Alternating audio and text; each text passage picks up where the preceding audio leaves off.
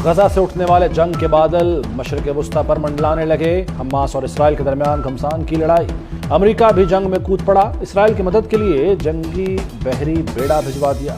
Hamas ने फौजियों समेत 800 इसराइली मार दिए। इसराइल बौखला गया। गजा पर रॉकेटों की बारिश। हमास और इस्लामी जहाद के 500 अहदाफ पर बमबारी। खवातीन और बच्चों समेत 560 फलस्तीनी जाम शहादत नोश कर चुके। हमलों से गजा में कई कसीरुल मंजिला इमारतें भी तबाह। हमास ने आज फिर 500 रॉकेट दाग दिए। मुजाहिदीन भी इसराइली इलाकों में मौजूद।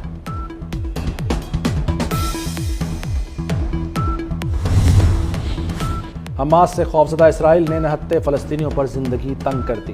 गजा का मुकम्मल मुहासरा। बिजली, पानी, खुराक, ईंधन, मौसलात सब कुछ बंद कर दिया। अक़वाम मुत्तहिदा की सलामती कौंसिल का इजलास बेनतीजा खत्म। करारदाद पेश हुई ना मुश्तरका एलामिया जारी हुआ। अमेरिका और इसराइली दबाव के बावजूद रूस और चीन ने हमास के हमलों की मजम्मत नहीं की।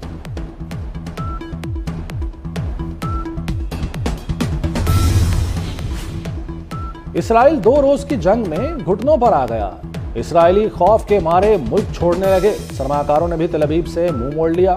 आलमी सतह पर इसराइल के बॉन्ड्स की कद्र 3% गिर गई। बाजार हसस का बेंचमार्क इंडेक्स 7% गिर गया। इसराइली करेंसी 8 साल की कम तरीन सतह पर आ गई।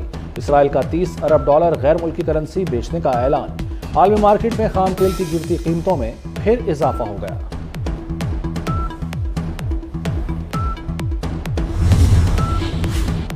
दुनिया के कई ममालिक में फ़लस्तीनियों से इजहार यकजहती। अमेरिका में हज़ारों शहरी फ़लस्तीन की हिमायत में निकल आए। जर्मनी, इटली, यमन, कुवैत में भी रैलियां निकाली गईं। ईरान, उर्दन, इराक और लबनान में भी अवाम घरों से बाहर आ गए। शोबिस शख्सियात का भी इजहार तशवीश। अदाकारा सबा कमर ने कहा कि इंशाअल्लाह फतह फ़लस्तीन की होगी। अदाकारा यमुना जैदी भी फ़लस्तीन की आज़ादी के लिए दुआ गो।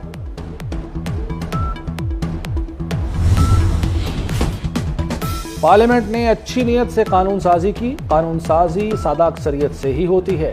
अगर कोई मरीज मर रहा हो तो क्या मरने दिया जाए?